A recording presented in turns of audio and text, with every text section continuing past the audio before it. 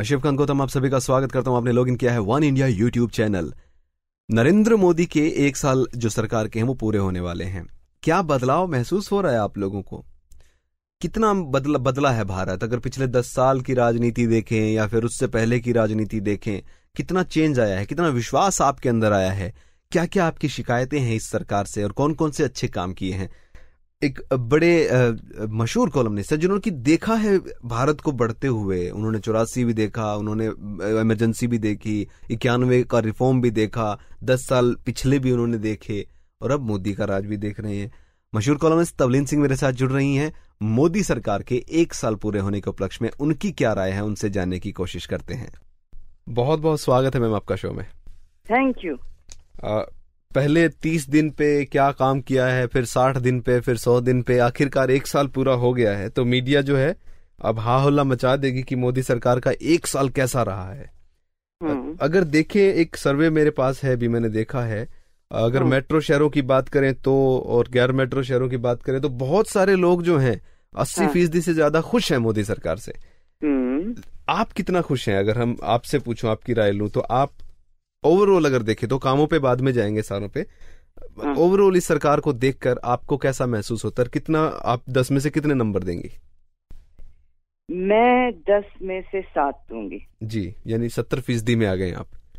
हाँ, मैं आ गई हूँ। और जो ये इनको दोष दे रहे हैं फलानी चीज का ना होने का, या ये सुधार नहीं किया, वो नहीं किया, वो शायद भूल रहे हैं कि पिछले 10 सालों में कितना नुकसान हुआ है पिछली सरकार की नीतियों की वजह से। जी हाँ जी। तो एक तो जहाँ पे ये जहाँ आर्थिक मामले हैं, वो जो ग्रोथ रेट थी वो आधी हो गई थी।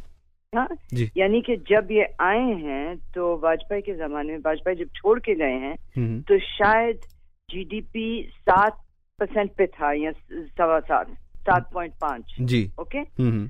और जब मैडम जी की सरकार, और मैं कभी इसको मनमोहन सिंह की सरकार नहीं कहूंगी, थी नहीं, क्योंकि मनमोहन सिंह मुलाजिम थे सोनिया गांधी के। जी। मैडम सोनिया गांधी जब छोड़ के गई हैं तो 4 तक शायद गिर गया था वो जो सालाना 3.5 तक आ गया था।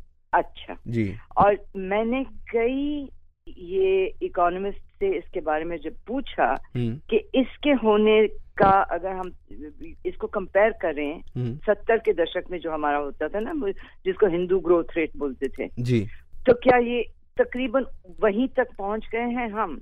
और सबने माना कि वहां तक पहुंच गए थे हम। यानी कि इतना नुकसान, 20 साल तरक्की होती रही जी, आर्थिक तौर पे, रोजगार के अवसर बढ़ते रहे, सब कुछ होता रहा। इन लोगों ने तकरीबन नैया डुबो दी थी। तो इस बात को अगर हम याद में रखें और फिर देखें कि इस सरकार ने क्या क्या किया है, क्योंकि मोदी क्यों जीते थे शिवकांत, ये याद रखने की बात है। हाँ, विकास परिवर्तन किस चीज में चाहते थे लोग? आर्थिक तौर पे सबसे ज्यादा। जी। हाँ, सुशासन वगैरह तो है ही। हाँ, और राजनीतिक बदलाव भी लोग चाहते हैं, लेकिन आर्थिक तौर पे इतना नुकसान हुआ था कि रोजगार के अवसर तकरीबन बंद हो गए थे। जी, पूरा बाजार बंद हो गया था। बिल्कुल। 2008 के बाद जो था, बहुत ही ज्यादा जो है गिरावट थी, नौकरियां थी नहीं किसी के पास भी। थी नहीं जी। हाँ? और अब जो है पिछले 1 साल से थी। 1 साल से जो है एक माहौल तो बना है। अगर हम बात करें विदेश नीति की, वो बहुत मजबूत हुई है और दुनिया में वाकई में नाम हुआ। पहले अब हम अर्थव्यवस्था की अगर बात करें तो नीति आयोग ना भूलना जी। ये योजना आयोग बंद करके इशारा ये किया है कि हम बदल रहे हैं दिशा देश की। बहुत जरूरी है जी। अब आओ विदेश नीति पे। विदेश नीति की जहां तक बात करें, कुछ लोग जो हैं कहते हैं कि घूमते रहते हैं। नीतीश ने भी बयान दिया है कि बहुत दिन हो गए थे देश में, बाहर चले गए, लेकिन उनका जो रियल इफेक्ट जो है वो आने वाले टाइम में दिखेगा। कहीं ना कहीं क्या सरकार कमजोर नहीं पड़ी? अपनी जो विदेश नीति रही है उसको प्रॉपर ढंग से पहुंचाने तक, लोगों तक। और शो के बीच में माफी चाहूंगा कि नेपाल में फिर से एक अर्थक्वेक आया है मैम, और क्या कहें आप इस पर? एक बार फिर से विपदा जो है नेपाल पर, और 7.4 का इस बार काउंट्री में आप नेपाल रह चुके हैं, नेपाल को भली भांति देखा है, वहाँ की व्यवस्थाएं देखी है। हाँ। ये जो हम बात कर रहे थे ना कि विदेश नीति क्यों इतना ध्यान दिया है इन्होंने, मुझे ऐसा लगता है कि जो पिछले 10 साल में भारत तकरीबन गायब हो गया था इंटरनेशनल स्तर पे जी। तो प्रधानमंत्री शायद इस उम्मीद से कि हम अपनी एक भूमिका बनाएं जो फिर से वापस दुनिया को दिखे कि भारत जैसा कोई मुल्क है जी। वरना हमको भुला दिया गया था, क्योंकि जो थोड़ा बहुत हमारा वो रिश्ता बना था दुनिया के साथ वो 90 के दशक में था, जब हमने आर्थिक व्यवस्था में सुधार लाने की कोशिश की थी। उसके बाद जब फिर से कमजोर हो गई ये व्यवस्था, तो लोगों को दिलचस्पी नहीं रहती है। बिल्कुल। हाँ, बाकी देशों से, यानी कि मैं आपको एक वाकया सुनाती हूँ। मैं वॉशिंगटन गई थी, ये कोई 83 की बात है जी। तो वहाँ पे जो कांग्रेस की लाइब्रेरी है, यानी कि जो वहाँ पे संसद की जो उनकी बड़ी लाइब्रेरी है, वहाँ पे मैं गई थी कोई वो जानकारी लेने। तो वहाँ मुझे एक वो लाइब्रेरी का ही होगा बंदा, या शायद कोई वो राजनीतिज्ञ था, उसने मुझे ये कहा कि भारत, उसने आंकड़े मुझे बताया कि चाइना के साथ हमारा ट्रेड इतना है, इतने $1 बिलियन का है, और भारत के साथ इतने $1 मिलियन का है। तो जब तक ये आप बदलोगे नहीं, तब तक दुनिया आपको क्या वास्ता रख सकती है दुनिया आपके साथ। बिल्कुल। हाँ जी। तो वो हम जो बनाने गए थे 90 की दशक में, और काफी हद तक सफलता भी हासिल हमने की थी जी। वो सब उस पे सब पानी फिर गया पिछले वो 10 साल सोनिया राज में जी।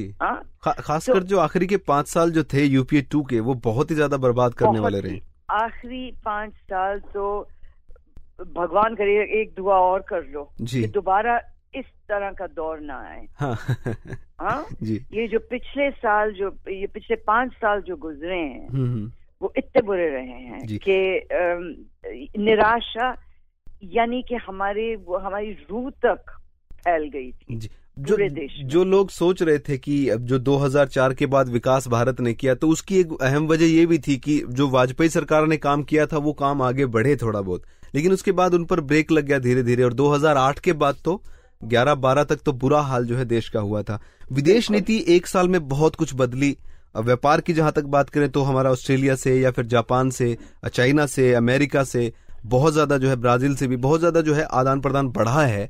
और बात करें, तो वो सिर्फ शुरुआत है जी। ये एक वहां पे हम बहुत कुछ और कर सकते हैं, कर सकते थे इस साल में, पर कम से कम नींव तो डाल दी है जी। नींव डली है, रिजल्ट देखना होगा कितना जल्दी इसका आता है। बिल्कुल। दूसरा जो एक बहुत महत्वपूर्ण चीज जो हुई है, चाइना बॉर्डर पे चाहे पाकिस्तान बॉर्डर पे ईंट का जवाब पत्थर से दिया जा रहा है। तो ये एक विश्वास जो था देश में और देश की जनता में। और जल्दबाजी ना करो, अभी गए हैं चाइना जी जी, अपने जा रहे हैं, कल जा रहे हैं जी। हाँ। तो नहीं, चाइना हमेशा कोई ना कोई हरकत कर देता है जब भी इस तरह की बातचीत होती जी। गुजरात में वो झूला झूल रहे थे और यहाँ पे लद्दाख में इन्होंने कर दिया था जी। कुछ ना कुछ ये करते रहेंगे। वो जो एरिया है उसकी जहां तक जानकारी है कि वो डिस्प्यूटेड सा एरिया है, उसमें कभी भारत होता है कभी चाइना होता है, लेकिन कभी गोली नहीं चली है। पूरा अरुणाचल प्रदेश हमारा है। ये तो है। तो ये चीजें तो देखनी होंगी। ये भी अगर हिस्ट्री में जाए तो कहाँ पर हमने तिब्बत दे दिया था, ये दान जो किए थे वो आड़े आ रहे हैं आज के टाइम पे। तो वो भी गलती नहीं की थी पुराने खानदान की। पर कम से कम डट के, ये आप बिल्कुल ठीक है, कम से कम डट के मुकाबला तो हो रहा है जी। क्योंकि वही पाकिस्तान जो है, अगर असल मुकाबला देखें तो पाकिस्तान की तरफ से ज्यादा गुस्ताखियां होती हैं, चाइना की तरफ से गोली नहीं चली कभी। और वहां पर बातचीत होके वो चले जाते हैं, या फिर भारत वाले भी जाते हैं, वो भी आ जाते हैं। लेकिन वहां पर जो पहले हुआ था, सैनिकों के सर कट गए थे या गोलियां चलती रहती थी और इंडिया जवाब नहीं देता था। और पीछे जब फायरिंग हुई थी वहां पर बहुत ज्यादा जो है फायरिंग की थी पाकिस्तान, तो इंडिया ने उसका बहुत जबरदस्त जवाब दिया था। और उसके बाद में जो है वो भी हाय तौबा मच गई, सफेद झंडे पाकिस्तान की तरफ से आ गए थे। तो ये एक विश्वास जो है ये भी जागा है। ये दाऊद वाली बात अगर नहीं करते तो मैं तो पूरी तरह से समर्थन करती ये पाकिस्तान नीति की, क्योंकि ये बहुत अच्छा कर रहे हैं कि उनको कम से कम हम कोई ना कोई वो शर्तें रख रहे हैं कि हम बातचीत करेंगे लेकिन आप ये बंद करो। पहले तो जी हम बातचीत किए जा रहे हैं और वहां से आतंकवादी आए जा रहे हैं। हाँ। तो कम से कम वो तो बंद हो गया है। हाँ, वो लेकिन बंद हो ये गया। जो अभी दाऊद वाली जो बात इन्होंने की थी ना संसद के अंदर, वो जो गृह राज्य मंत्री ने कह दिया कि जी हमको मालूम नहीं है दाऊद कहाँ है, ये बहुत इनकी बड़ी गलती थी और पाकिस्तान ने बहुत फायदा लिया है इसका। जी राजनाथ, आप अगर कराची जाओगे ना, आप किसी से पूछ लो कि जी कहाँ रहते हैं, और क्लिफ्टन नाम की वहाँ पे एक वो क्लिफ्टन नाम का इलाका है जहाँ बेनजीर भुट्टो का भी भुट्टो मकान भी वहीं पे है। हाँ, तो कोई भी आपको बताएगा कि जी यहाँ पे रहते हैं दाऊद। तो ये ऐसा कहना, ये गलती थी। पिछले एक साल में ये तो रहा है कि मोदी के मंत्री जो रहे हैं या फिर जो ये सांसद रहे हैं, और कुछ सांसद जो टाइम्स ऑफ इंडिया और बहुत सारे न्यूज़पेपर जो थे चैनल्स ने बना दिए जबरदस्ती से। ये साध्वी जो थी, जो कि वीएचपी की नेता हैं, उसको बीजेपी बकवास किया है इन लोगों ने। बट वो बीजेपी की सांसद नहीं थी, लेकिन हर अखबार की सुर्खियों में यही था कि बीजेपी की सांसद ने ये बोल दिया। कौन? ये निरंजन ज्योति तो है? नहीं, ये साध्वी प्राची करके हैं कोई, जिनके बयानों पर बवाल मचा था बीच में भी। दो बार ऐसा हुआ। बीजेपी की नहीं है क्या? बिल्कुल, वो सांसद नहीं है, वो बीजेपी से उनका कोई लेना देना नहीं है। लेकिन हर बार उन्होंने कुछ बोला उन साध्वी ने, और अखबारों ने उठा के बीजेपी की संसद में बैठा दिया कि ये सांसद है बीजेपी की। और बीजेपी नहीं, ये तो होगा। अच्छा, ये भी ये प्रधानमंत्री की कमजोरी रही है जी। पहले अगर बोलते, अगर पहला जो गलत बयान आया था उसी वक्त इशारा करते कि ये ऐसा बंद करो, तो उसी वक्त रुक जाता, क्योंकि जब इशारा किया इन्होंने उसके बाद कोई बयान नहीं आया जी। ये एक चीज पे पाबंदी थोड़ी लग रही है। दूसरा, जब हम शुरू में बातें करते थे कि मोदी तो काम कर रहे हैं, मंत्रिमंडल काम नहीं कर रहा है, क्या ये पिछले 3 या 4 महीनों में थोड़ा बदलाव नहीं महसूस हो रहा है? यमन में खासकर जब गए वीके सिंह, वहां पर उनको मीडिया ने तो नहीं, लेकिन लोगों ने सराहा इस काम को कि अच्छा काम किया है। नेपाल अर्थक्वेक जब हमने देखा तो सारे मंत्री जो थे इनके, वो ट्वीट पे ट्वीट कर रहे हैं जी, कोई भी ट्वीट करो। सुषमा स्वराज भी, इनफैक्ट उनसे कोई पूछ रहा था कि ये नंबर है मेरे पिताजी का, नेपाल में है, तो वो उनका रिप्लाई डाल रही थी कि आपके पिताजी सुरक्षित है, वहां पर हैं। तो काम अब थोड़ा सा जो है इनको लगने लग गया कि हमें अपनी जगह बनानी है तो काम करना पड़ेगा। तो क्या आपको लग रहा है कि पिछले 3 महीने में ये चीजें बदल रही हैं? अब बदलने के आसार दिख रहे हैं, जो कि एक अच्छी बात नहीं है ये मंत्री। क्योंकि मुझे सबसे ज्यादा तकलीफ या शिकायत इस बात की है कि जहां ये गवर्नेंस की जो बात थी ना कि हम बदलाव लाएंगे, सुशासन लाएंगे, वो अभी तक नहीं इन्होंने शुरू किया है। अब मैं फर्ज करो, एक मिसाल देती हूँ कि मुझे वो मेरे पासपोर्ट के पेजेस सारे खत्म हो गए थे, तो मुझे सिर्फ बुकलेट बड़ी वाली चाहिए थी। उस समय भी पुलिस चेक है। क्यों है जी? 40 साल से मेरे पास पासपोर्ट है, तो अब किस चीज की पुलिस की फायदा क्या है इसका? जब आप, अगर मैं फर्ज करो पिछले 10 सालों में या जब से मेरा वो पिछला पासपोर्ट बना था, अगर मैं आतंकवादी बन गई होती तो एयरपोर्ट पे ये पासपोर्ट 1 सेकंड में आप रोक सकते हो। तो पुलिस वेरिफिकेशन की क्या जरूरत है? ये सिर्फ मैं उदाहरण दे रही हूँ। ये जो, और इस तरह की कई चीजें हैं जो आम लोगों को बहुत तकलीफ पहुंचाती हैं। आप जब भी कोई चीज करने जाओगे किसी भी सरकारी महकमे में, तो अभी तक वो 10 किस्म के फॉर्म भरो और 10 लोगों से बातें करो, थोड़ा सा घूस भी दे दो। तो ये शिकायत है कि इन्होंने इन चीजों में कोई बदलाव लाने की कोशिश नहीं की है, किसी भी मंत्री ने जी। किसी भी मंत्रालय में आपको ये फर्क नहीं नजर आएगा। ये आपने सही बोला है कि अभी भी काम ऊपर से तो चलो चल पड़ता है, जो कि इंडिया में हमेशा था कि ऊपर से ऑर्डर होता था, नीचे आते आते वो मर जाता था ऑर्डर। तो वो चीज अभी भी है, जो नीचे का तबका है कर्मचारियों का, वो आज भी 50-100 रुपए लिए बिना काम नहीं करता। बदलाव नहीं आया जी। चाहे वो पुलिस वेरिफिकेशन रही हो, आप करेंगे, आप 100 रुपए उनको देंगे बख्शीश के, मिठाई के चाहिए उनको भी कि अब पासपोर्ट बना है तो आपको लेंगे। ये बहुत बड़ी शिकायत है आम आदमी की। ये आम आदमी, ये हर मंत्रालय में अलग अलग मंत्री जब तक नहीं इशारा करेंगे कि हमको ये रोकना है, तब तक कुछ नहीं होगा जी। ये बात रही है आम आदमी की, या फिर भारत में जो अभी समस्या है लोगों की, किसानों की समस्या पर कहीं ना कहीं पिछड़ी है सरकार या ठीक रही है? भाई किसानों की जो समस्या है वो कुछ नहीं पैदा हुई है ना, बेमौसम बारिश की वजह से किसान तकलीफ में है जी। उसका फायदा कांग्रेस पार्टी बेईमानी से उठा रही। आज जो किसान है वो देन कांग्रेस की है, इसमें कोई दो राय है नहीं। जो 60 साल से इन्होंने किया है उसमें वक्त लगेगा, ये बात किसानों तक पहुंच नहीं पा रही है, ये भी एक बड़ा जो है दिक्कत रही है। हाँ, तो ये इसका प्रधानमंत्री बहुत दूर रहे हैं लोगों से, मीडिया से तो छोड़ो, अगर वैसे मीडिया जरिया है। हाँ जी। और ट्विटर पे कितने होंगे इस देश के लोग? ये चीज मैं मानता हूँ। ट्विटर पे किसान ट्विटर पे कहाँ होगा? बिल्कुल नहीं होगा ना। जहाँ पे इंटरनेट नहीं है वहाँ पे ट्विटर कैसे आएगा? जो बात बिजली नहीं है जी, जो बात एक गांव का पटवारी या फिर गांव का जो सरपंच या मेंबर है उस तक नहीं पहुंच रही है, वो आगे पहुंचाए इस चीज को।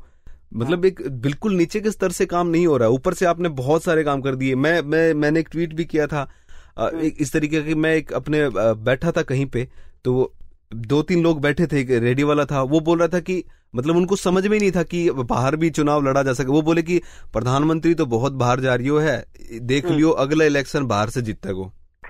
हाँ, तो इसका मतलब विदेश में वो सोच रहे हैं कि प्रधानमंत्री मोदी जो है वो पूरा दुनिया घूम लिए, बाहर जीत जाएंगे इलेक्शन। उनको ये तो है कि जीतेंगे, लेकिन उनको ये दिमाग में नहीं है कि वो बाहर ये क्या हो रहा है, क्यों हो रहा है। उनको पता ही नहीं है कि परमाणु डील क्या है, उनकी जिंदगी में कोई फर्क नहीं पड़ रहा है। ये इनकी कम्युनिकेशन में नुक्स है। हाँ, तो ये कमी रही है। और कहीं ना कहीं किसानों की समस्या को लेकर भी ये जो है बैकफुट पे आज सरकार इसी वजह से है कि लोगों तक पहुंचा ही नहीं पाई है।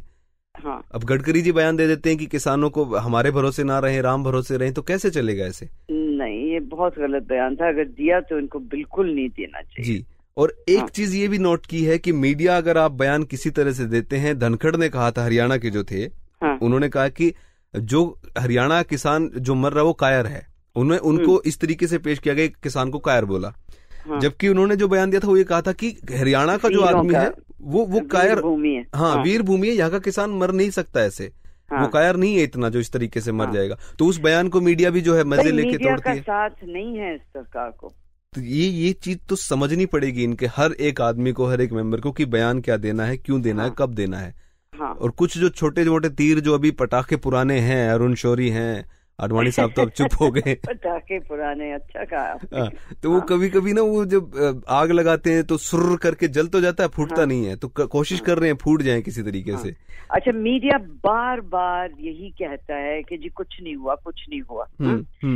वैसे अगर देखा जाए तो स्वच्छ भारत का जो आंदोलन इन्होंने शुरू किया है जी, उसी को देख लें तो उससे आपको पता लगेगा कि प्राइम मिनिस्टर जानते हैं कि स्वच्छ भारत सिर्फ सड़कों की सफाई का मामला नहीं है, पूरे देश के वो जो स्वास्थ्य का मामला है उससे जुड़ा हुआ है। क्योंकि 90% हमारी बीमारियां गंदगी से आती हैं। और स्वच्छ भारत से बदलाव दिख रहा है, लेकिन इसको थोड़ा सा जो लग रहा है अभी कि ढीला पड़ता नजर आ रहा है ये भी अभियान भी।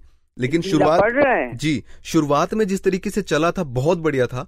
मैंने खुद महसूस किया, ट्रेन में या कहीं आप जाओ तो वहां पर जो आज की जनरेशन है नई, वो उसकी तरफ ध्यान देती थी। लेकिन अब धीरे धीरे धीरे वो फेड आउट वाली बात जो होती है वो हो रहा है, दिमाग से जो है निकल। तो ये बात घुसेड़नी पड़ेगी, स्वच्छ भारत पे फिर से बोलना पड़ेगा। या वो जो नॉमिनेट करते थे वो करते रहे, चालू रखें। जो ग्रामीण विकास मंत्री हैं कौन है, मैं तो उनका नाम भी नहीं जानती हूँ। ये सब उनके नीचे नहीं आता है क्या?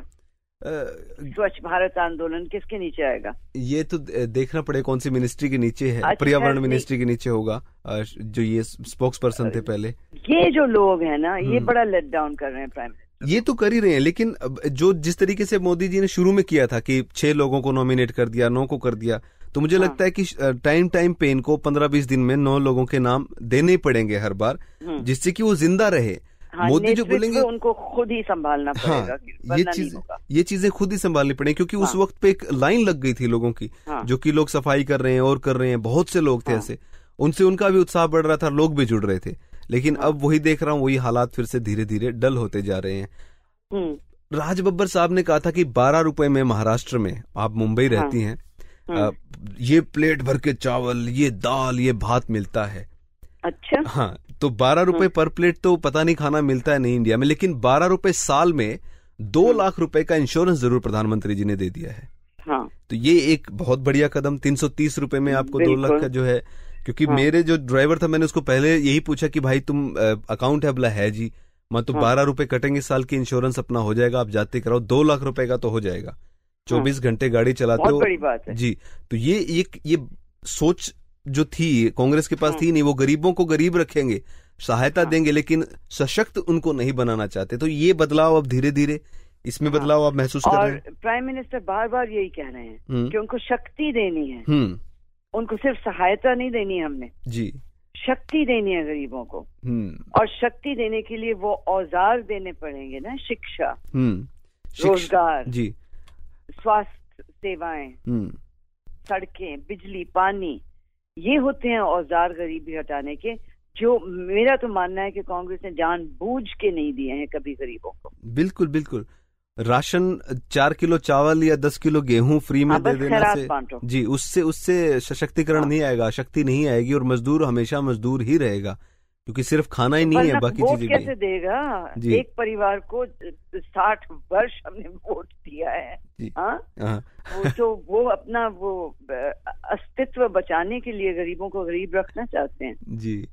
तो मध्यम वर्ग में जब गरीब आ जाता है तो फिर सोच समझ के वोट देता है थोड़ा बहुत। और इस बार जो है मध्यम वर्ग आ गया, खाने को रोटी जिनको मिली, उन्होंने सोचा कि वोट जो है इस बार बदल देते हैं, विकास की तरफ उनका रुख रहा। तो ये एक साल कुल मिलाकर ठीक मान सकते हैं भारत के लिए, और आने वाला वक्त अच्छा रहेगा। मैं मानती हूँ कि ठीक रहा है, और मैं मानती हूँ कि ये जो फैलाया जा रहा है, ये पुराने पटाखे जो फैला रहे हैं कि जी कुछ नहीं हुआ, कुछ नहीं हुआ, मैं बिल्कुल इनसे सहमत नहीं हूँ, और इनको इस तरह की बातें करनी भी नहीं चाहिए। मुझे तो लगता है कि अरुण शौरी को मंत्री बना दिया होता तो ये इस तरह की बातें ना करते। तो ये केजरीवाल वाली नीति अपनानी चाहिए क्या? सारे जितने भी एमएलए सबको पद बांट दो, कोई बोलेगा ही नहीं।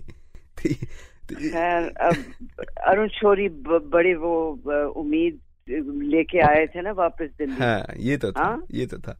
तो वही चीजें थी। अच्छा, ये एक फेयर गेम नहीं चल रहा है, बहुत एक मैं शिकायत है, अब शो के माध्यम से लोगों तक पहुंचाएंगे। राहुल गांधी मोदी के खिलाफ पूरा जतन से लगे हुए थे बेचारे, भारत घूम रहे थे, कभी पंजाब जा रहे हैं, कभी केरल जा रहे हैं, तेलंगाना जा रहे हैं, मंडियों में घूम रहे गर्मी में इतनी में, और अमेठी में स्मृति ईरानी पीछे से पहुंच गई उनके, वो अमेठी नहीं गए सांसद बन के। वो ये बहुत गलत चीज की है, चाहे इसका परिणाम कोई भी हो स्मृति ईरानी के लिए, लेकिन ये राहुल गांधी युवराज के साथ बहुत बुरा किया उन्होंने। हाँ, ये तो मानना जी। वो अमेठी बेचारे गए नहीं अभी तक अपनी जगह पे, बाकी जगह पे घूम रहे थे, और वहाँ पीछे से राष्ट्र स्तर के नेता हैं, वो एमपी थोड़ी हैं अमेठी के। तो बड़े नेता हैं, राजनेता हैं। नहीं तो ये राहुल प्रधानमंत्री हैं। राहुल जरूर शिकायत करेंगे आज अपनी मम्मी से कि मम्मी ये गलत किया, मैं नहीं खेलता, जरूर मैं नहीं खेलूंगा अब। चलिए, उम्मीद करते कि आना वाला एक साल जो है, अब आगे वाला एक साल के बाद फिर से, क्योंकि मोदी प्रधानमंत्री जब तक रहेंगे तो हर मोड़ पर उनको परीक्षा देनी होगी। इस एक साल में उनकी परफॉर्मेंस जो थी 30 दिन, 60 दिन, 100 दिन, 6 महीना, एक साल, 5 बार तो कितना दे रहे हो? मैंने तो 7 दे दिए 10 में से, आप कितना दे रहे हो? आप 7 दे रहे। मैं अभी हूं नहीं इस लायक की कोई नंबर दूं, लेकिन हाँ इतना मैं कह सकता हूं कि एक विश्वास जो होता है देश के लिए, वो जरूर मन में कहीं ना कहीं, क्योंकि हम भी जो थे बस में या ट्रेन में बोतल जो है प्लास्टिक की पानी की बाहर फेंक देना खाली होकर, ये छोटे छोटे बदलाव जो होते हैं, यानी कि घर के आगे कूड़ा कचरा नहीं करना है। और निराशा कम हुई है। निराशा भी हुई है, ऐसी बात नहीं कि निराश नहीं हुए हैं। निराशा होती है जब काले धन का मुद्दा उठता है, तो ये बात जब होती है, चाहे वो धन हो या ना हो, हमें नहीं पता, मुझे नहीं पता मेरा कितना। निराशा जितनी थी एक साल पहले, वो तो कम हुई है ना देश में। वो बहुत कम हुई है, जब वाकई में हम ये कुछ लोग बोलते हैं। इतनी बड़ी बात है कि आप निराशा को अगर कम कर सके हैं एक साल में, तो अब आगे और भी कुछ कर सकेंगे। आप अमेरिका में उस एरिना में थी उस वक्त पे, मैडिसन स्क्वायर गार्डन में। हाँ। आपने वो फील किया होगा पक्का। हाँ। हम टीवी पे थे, अब यकीन मानिए ये नहीं है कि हम मोदी के चमचे हैं इसलिए बोल रहे हैं। हाँ। हमने कभी नहीं देखा हमारे किसी प्रधान। मैं भी नहीं हूँ जी, नहीं लोग बोलते हैं, बोलने दीजिए। उस वक्त पे सच में टीवी पर देखे आंखों में से पानी जो था आ रहा था कि ऐसा भी है हमारा देश अब। हाँ, वो मोदी को नहीं, हमारा देश खड़ा था उस वक्त पे वहां पे। बिल्कुल। तो बिल्कुल। वो जो एक भाव था वो आया है। हाँ। और जिस तरीके से यमन में लोगों ने मदद मांगी देश भारत से कि हमारे भी नागरिक निकालिए, नेपाल ने दिल से धन्यवाद जिस तरीके से दिया, और हमने एक रक्षा की एक देश को बचाने में।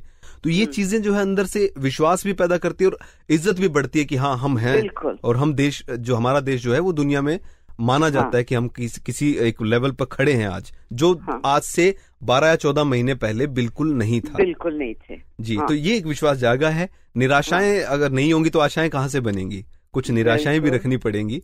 आप तो पोएट बन गए हो। जी, आपकी सोबत में रहकर। चलिए जी, आने वाला वक्त बहुत बढ़िया, और नेपाल के लिए दुआएं करते हैं। दुआएं करते हैं जी। बहुत बहुत धन्यवाद। Thank you. तो ये थी हमारे साथ तवलीन सिंह जी, जिन्होंने कि मोदी के एक साल को पूरे नंबर जो नहीं दिए, लेकिन 10 में से 7 नंबर उन्होंने दिए। आप कितने देंगे जरूर दीजिएगा। फिलहाल वन इंडिया में इतना ही। वन इंडिया में इतना ही। वन इंडिया में इतना ही। वन इंडिया में इतना।